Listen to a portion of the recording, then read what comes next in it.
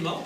Merci d'être là. C'est déjà presque une des dernières fois qu'on se rencontre dans le cadre de cette campagne qui tire à sa fin. Aujourd'hui, je trouve ça important de peut-être revenir sur l'ensemble des engagements qui touchent particulièrement les familles.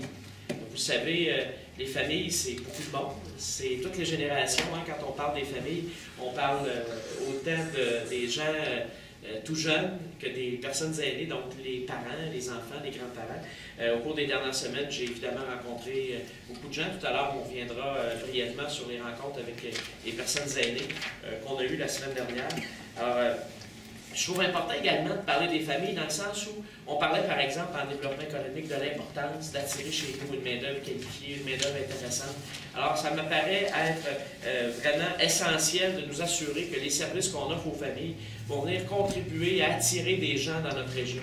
Faire en sorte que lorsque nos entreprises recherchent du personnel, recherchent de la main-d'œuvre, ils vont avoir à dire aux gens qui veulent attirer chez nous, regardez, dans notre ville, votre qualité de vie, la qualité de vie de vos familles, va vraiment être considérée et est importante pour les élus.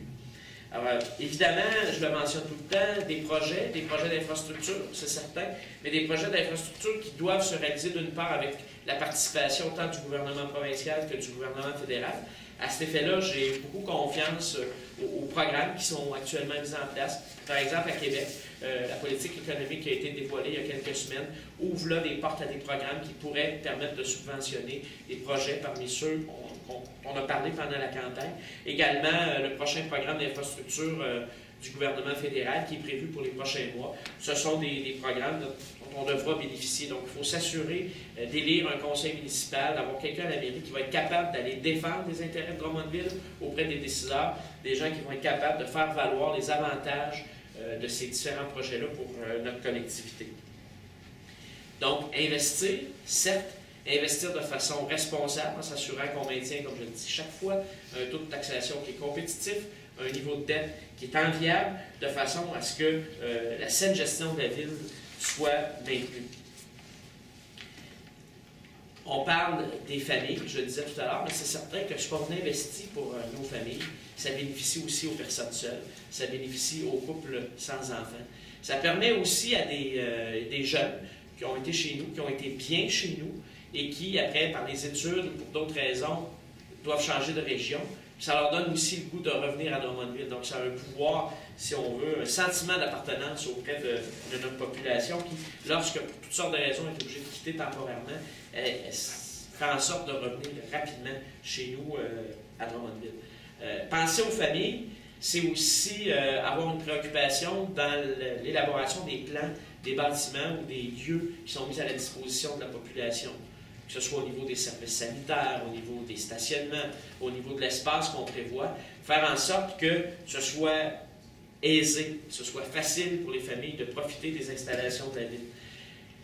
Alors, si je revois rapidement avec vous les différents engagements qui touchent, à mon avis, particulièrement les familles, bien évidemment, celui majeur de faire en sorte de travailler avec l'équipe à la ville pour que le projet de nouvelle bibliothèque municipale se réalise. C'est une bibliothèque de son siècle, comme je le dis tout le temps, donc une bibliothèque qui sera aussi attrayante pour les jeunes que pour les aînés, que pour les gens de tous les groupes d'âge.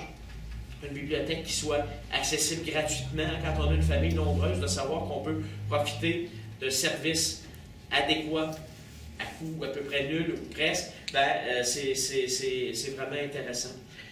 Le centre de soccer intérieur, je l'ai mentionné, c'est la demande qui m'est revenue le plus souvent dans le cadre des forums citoyens que j'ai organisés, des rencontres que j'ai faites avec les gens, des gens qui mentionnaient cette carence, ce manque que nous avons à Drummondville, qu'on souhaite combler, comme l'ensemble des engagements. On se rappelle que ce pas des engagements pour l'année 2014, ce sont des engagements pour le prochain mandat de 4 ans. Donc, il faudra travailler dans ce sens-là. Comme je le disais tout à l'heure, être à l'affût des différents programmes qui pourraient nous être proposés. Il y a ce projet qui m'apparaît très intéressant de mettre en place une place extérieure réfrigérée. Vous savez, on voyait à Québec, par exemple, récemment, déjà, les gens pouvaient patiner sur la place du Ville. Une journée comme aujourd'hui, qui est une journée quand même assez fraîche, il y aurait une bonne glace, les gens pourraient aller à l'extérieur. Pas besoin qu'il fasse moins 30 pour profiter de l'extérieur. Donc, ça favoriserait l'activité des gens. Un mode de vie actif. Évidemment, j'ai parlé également de favoriser l'accès pour les Drummondvilloises et Drummondvillois aux attraits, aux événements touristiques locaux. Donc, par un programme qu'on pourrait mettre en place, je souhaite travailler avec tant les gens qui travaillent dans le domaine touristique à Drummondville qu'avec l'ensemble du conseil, avec la population. Comment on peut faire en sorte que les Drummondvillois, les familles et les gens seuls, tous les Drummondvillois profitent d'une façon particulière des événements qui sont déjà soutenus par la ville de Drummondville, donc déjà soutenus par leurs taxes. Comment on pourrait faire? Donc, qu'on travaille ensemble et qu'on se donne un programme au cours des prochaines années. Un programme qui va faire en sorte aussi, par exemple, que les camps de jour à Drummondville, que les écoles aient vraiment une préoccupation d'aller dans des attraits, d'aller visiter des lieux qui sont chez nous, à Drummondville, plutôt que d'aller investir l'argent à l'extérieur de la ville. Par exemple, au niveau culturel, favoriser la visite du musée de la photo, qui est un des seuls au Québec, sinon le seul musée de la photographie. Donc, il faut mettre en valeur ce qu'on a chez nous avant d'aller voir ce qui se passe ailleurs. Évidemment, quand on parle famille, on pense au parc, c'est certain, le développement des parcs. Le développement des parcs, s'assurer aussi, parce que ça, c'est une préoccupation qui m'est revenue par plusieurs personnes à un moment donné, de dire, on fait souvent le parc au début de la vie d'un quartier où les enfants sont très jeunes. Le parc est adapté à cette clientèle-là. Là, les gens ne repartent pas du quartier rapidement et tranquillement, les installations du parc deviennent un peu désuètes par rapport au groupe d'âge qu'on a dans le quartier. Donc, est-ce qu'il n'y aurait pas une mobilité à favoriser dans nos installations pour tenir compte de la moyenne d'âge des gens dans chacun des secteurs? On s'entend que c'est très difficile à faire, parce qu'on ne souhaite pas avoir des quartiers qui deviennent des ghettos. On va dire dans tel quartier, c'est des familles avec des enfants 0-6 ans, puis dans l'autre quartier, c'est autre chose. On souhaite que dans tous nos quartiers, il y ait des gens de tous âges, des aînés comme des plus jeunes, des gens de différentes provenance ethnique. On veut vraiment que ce soit diversifié. Mais comment on pourrait considérer ça davantage? La question de la sécurité, de l'éclairage aussi, de ces parcs-là est à voir. Donc, s'assurer qu'on poursuit cette mise à niveau-là qui est déjà réalisée par la Ville actuellement. Évidemment, mettre en valeur les berges de notre rivière, on en parle beaucoup, ça viendrait donner à nos familles des occasions intéressantes de profiter du plein air, de profiter de l'environnement et d'être sensibilisés à l'importance de la protection de l'eau. Je pense que plus on profite de notre rivière, plus on voit ce qu'elle a à nous apporter, ça nous amène peut-être à faire un petit peu plus attention à l'utilisation qu'on en fait, à la propreté autour de notre rivière. Le centre-ville, on en parle, c'est important de le faire, c'est important de travailler pour notre centre-ville, faire en sorte que ce soit un lieu accueillant pour les familles. Quand il y a des spectacles, par exemple au Parc Saint-Frédéric, on y voit beaucoup de familles. La programmation pourrait tenir compte aussi de ça, faire en sorte qu'il y ait des spectacles qui touchent les gens de tous les âges. C'est très important, à mon avis. On parlait de moyens de transport actifs. Bien évidemment, là-dessus, la poursuite du développement du réseau cyclable en collaboration avec le réseau plein air Drummond est capitale. C'est important de le faire, de faire des aménagements, de faire en sorte que les gens puissent facilement se déplacer d'un lieu A au lieu B en profitant de pistes cyclables tout au long du trajet. Des pistes cyclables qui soient sécuritaires. C'est important d'améliorer ce qu'on fait, de s'assurer de leur entretien, de leur sécurité. Évidemment, étendre le réseau de transport en commun du côté de Saint-Charles, j'ai mentionné que c'était une priorité en termes environnementaux, en termes de développement durable. C'est aussi une priorité au niveau des familles de desservir Saint-Charles, de desservir tout particulièrement le centre multisport aussi, donc le complexe aquatique où on retrouve les gens. Donc, il y a beaucoup de familles qui vont là.